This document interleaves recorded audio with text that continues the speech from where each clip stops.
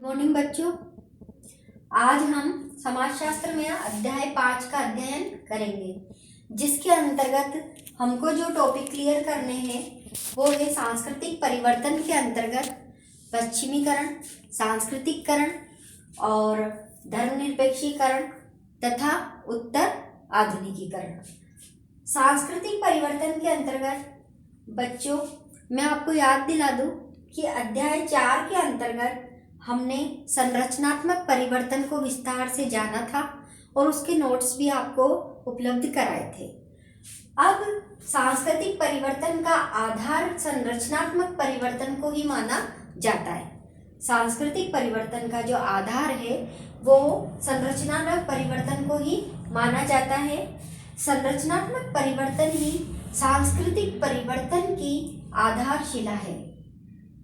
आधारशिला का मतलब है कि जब जब समाज की संरचना में परिवर्तन आएगा, स्वतः ही सांस्कृतिक के कुछ तत्वों के अंदर अपने आप परिवर्तन होना प्रारंभ हो जाएगा। समाज की प्रकृति गतिशील है। क्यों? क्योंकि समाज की जो प्रकृति है वो क्या है? गतिशील है।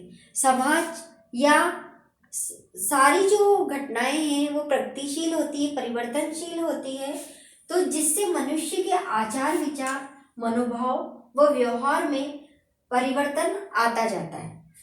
व्यक्ति के आचार विचार, मनोभाव और व्यवहार में स्वतः ही परिवर्तन होते रहते हैं और यही संरचनात्मक परिवर्तन और व्यक्ति के व्यवहार में परिवर्तन सांस्कृतिक परिवर्तन कहलाता है।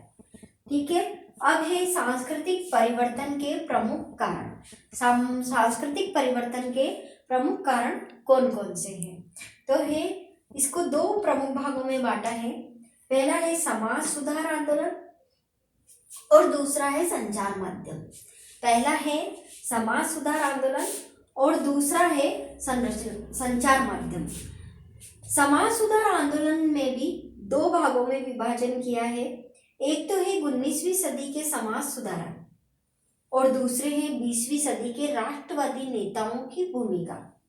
दो भागों में इसलिए कि आपको बता दूं कि औपनिवेशिक काल के दौरान अंग्रेजों ने अपने स्वार्थ की पूर्ति के लिए अंग्रेजी शिक्षा का प्रचार और प्रसार किया था और उसी से प्रेरित होकर जो हमारे भारतीय विद्वान हुए या भारतीय सुधारक हुए या जो समाज सुधारक हुए, उन्होंने उन्हीं की दी हुई शिक्षा से अपनी भारतीय परंपरा के अंदर कुछ सुधारात्मक दृष्टिकोण अपनाए, जिसको 19वीं सदी के समाज सुधारक काल के रूप में जाना जाता है। उनमें से वो लोग हैं जैसे राजा राममोहन राय, दयानंद सरस्वती, ईश्वरचंद्र विद्यासागर, ज्योतिबा फूले और कुछ मुस्लिम सुधारक भी हुए जिन्होंने मुस्लिम सामाजिक व्यवस्था के अंदर सुधार किया, और कुछ हिंदू।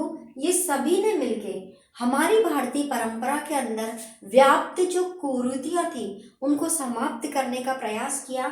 यही समय 19वीं सदी के समाज सुधारक के नाम से जाना जाता है। उसके बाद भारत को स्वतंत्र कराने के लिए राष्ट्रवादी नेताओं की भूमिका रही। दूसरी तरफ संचार माध्यम। संचार माध्यम का मतलब है संगठनों का निर्माण, विचार पैदा होना और उस विचारधारा बनाने के लिए व्यक्तियों का समूह बनाना और भारत में सुधार करने के लिए विभिन्न संगठनों का निर्माण करना, इसके लिए विचारों की प्रकृति का आना, ये सब सांस्कृतिक परिवर्तन के लिए उत्तरदायी कारक है। अब अगली वीडियो में